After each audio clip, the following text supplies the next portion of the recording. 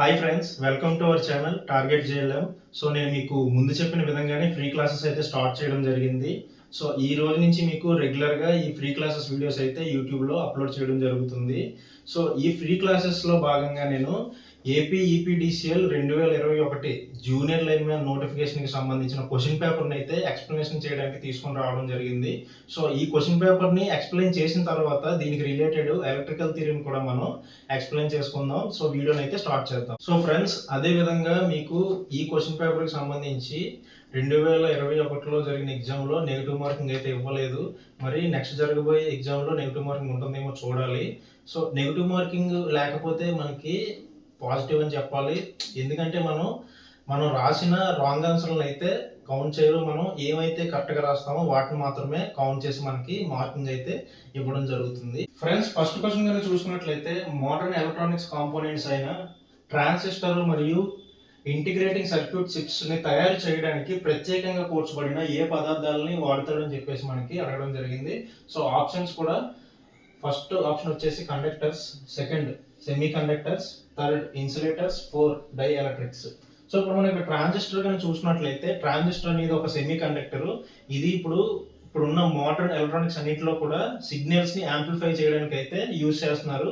So ఈ transistor యొక్క work ఏంటంటే ఒక సిగ్నల్ వోల్టేజ్ రూపంలో ఉన్నా లేదా కరెంట్ రూపంలో ఉన్నా దాన్ని అయితే యాంప్లిఫై చేస్తుంది లేదా స్విచ్ చేస్తుంది అనమాట.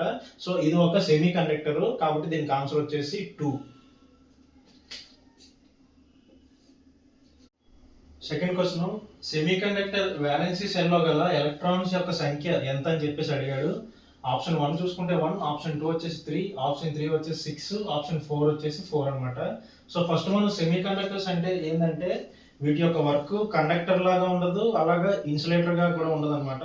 వీటి మధ్యలో ఉంటుంది, అందుకే వీటిని సెమీ కండక్టర్స్ అని చెప్పేసి అంటారు. ఎగ్జాంపుల్ కానీ చూసుకున్నట్లయితే కార్బన్, జెర్మేనియం మరియు సిలికాను, ఇటువంటి ఐటమ్స్ అన్ని ఇందులోకి వస్తాయి అనమాట. సో మనకి సెమీ కండక్టర్ వ్యాలెన్సీ సెల్లో ఉన్న ఎలక్ట్రాన్స్ అని అడిగాడంటే మీరు బ్లైండ్ గా గుర్తుపెట్టుకోండి. దీనికి ఆన్సర్ వచ్చేసి 4 అనమాట. థర్డ్ క్వశ్చన్ కానీ చూసినట్లయితే ఇక్కడ ఒక సర్క్యూట్ ఇవ్వడం జరిగింది. ఈ క్రింది సర్క్యూట్ నందు 20 ఓమ్స్ నిరోధకంలో ప్రవహించే కరెంటు మరియు సర్క్యూట్ యొక్క మొత్తం కరెంట్లు వరుసగా అని చెప్పేసి అడిగాడు. అంటే ఇక్కడ ఉన్న 20 ఓమ్స్ రెసిస్టర్ లో ప్రవహించే కరెంట్ ఎంత, ఈ టోటల్ సర్క్యూట్ లో ప్రవహించే కరెంట్ ఎంత అని చెప్పేసి మనకి అడగడం జరిగింది.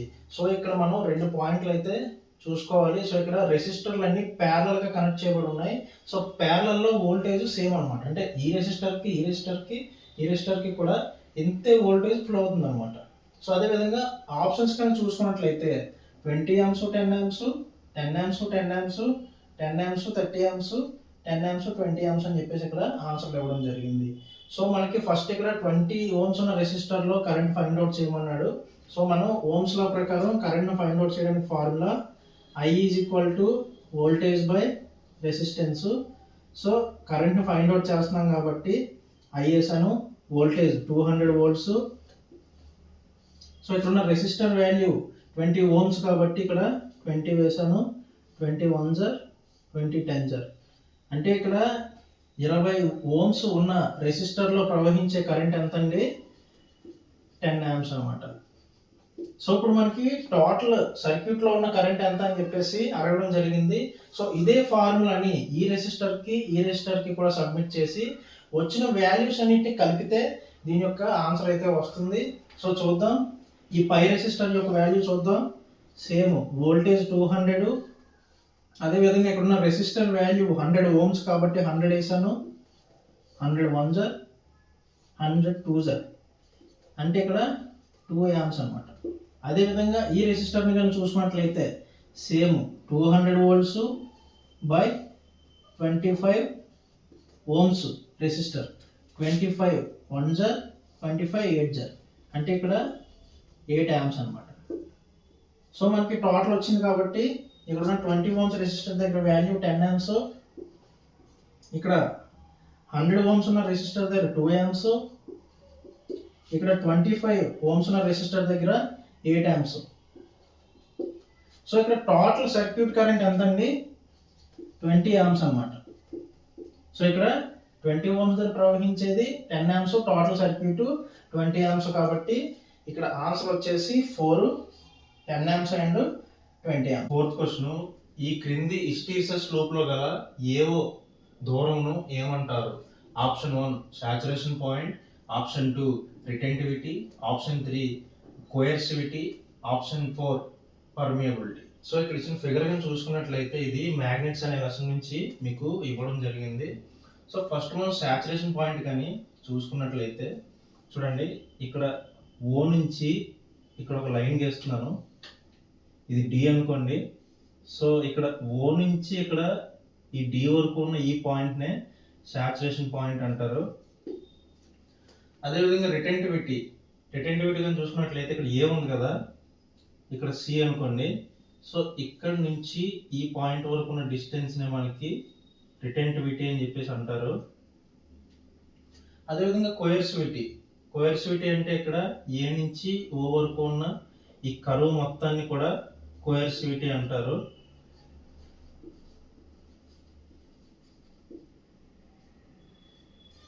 అదేవిధంగా పర్మియబిలిటీ అనేది యూనిట్లెస్ క్వాంటిటీ అనమాట.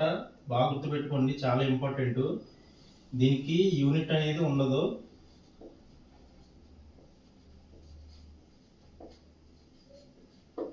సో మనకు కావాల్సిన ఆన్సర్ ఏంటండి, ఏ నుంచి ఓ వరకు ఉన్న డిస్టెన్స్ని ఏమంటారని చెప్పేసి అడిగాడు కాబట్టి ఆప్షన్ కోయర్సివిటీ. మ్యాగ్నెటిక్ రిలక్టెన్స్ యొక్క యూనిట్ ఏమిటని చెప్పేసి అడిగాడు. Turns per weber, amperes per weber, ampere turns per weber, metre per weber. So మనకి మ్యాగ్నెటిక్ రిలక్టెన్స్ యొక్క యూనిట్ ఏంటండి, ampere turns per weber. So దీనికి ఆన్సర్ వచ్చేసి 3. అదేవిధంగా ఫస్ట్ ఆప్షన్ కానీ చూసుకున్నట్లయితే మ్యాగ్నెటిక్ ఫ్లక్స్ లింకేజ్.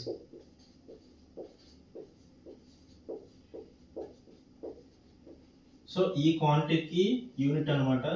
అదేవిధంగా second option amperes per weber అనేది ఎంఎంఎఫ్ యొక్క యూనిట్, మ్యాగ్నెటోమోటివ్ ఫోర్సు లేదా మ్యాగ్నెటిక్ ఫీల్డ్ స్ట్రెంత్ అంటారు కదా, దానికి కూడా ఇదే యూనిట్ అవుతుంది. సో అదేవిధంగా మీటర్ పర్ వెబర్ అనేది ఒక ఫిజికల్ క్వాంటిటీ.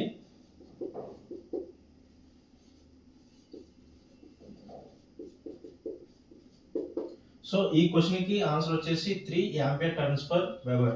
6th క్వశ్చన్, ట్రాన్స్ఫార్మర్లో ఉత్పత్తి అయ్యే ఈఎంఎఫ్ దేనికి ఉదాహరణ? డైనమికల్గా ప్రేరేపించబడిన ఈఎంఎఫ్, స్థిరంగా ప్రేరేపించబడిన ఈఎంఎఫ్, స్థిరంగా ప్రేరేపించబడిన ఎంఎంఎఫ్, డైనమిక్గా ప్రేరేపించబడిన ఎంఎంఎఫ్. సో ఫస్ట్ మనం ట్రాన్స్ఫార్మర్ విషయానికి వస్తే, ట్రాన్స్ఫార్మర్ అనేది ఒక స్టాటిక్ డివైస్. అందులో కదిలి పార్ట్స్ ఏమి ఉండవు కాబట్టి అందులో ఉత్పత్తి అయ్యే ఈఎంఎఫ్ అనేది స్థిరంగా ప్రేరేపించబడిన ఈఎంఎఫ్ అనమాట. సో దీనికి ఆన్సర్ వచ్చేసి 2. సో ఫ్రెండ్స్ చూసారు కదా, ఇప్పుడు మీకు 6 క్వశ్చన్స్ అయితే ఎక్స్ప్లెయిన్ చేయడం జరిగింది. మిగిలిన క్వశ్చన్స్ కూడా ఎక్స్ప్లెనేషన్తో వీడియో నెక్స్ట్ అప్లోడ్ చేయబడుతుంది. సో ఈరోజు వీడియో అయితే ఇది, మరొక వీడియోతో మళ్ళీ కలుద్దాం. Bye friends.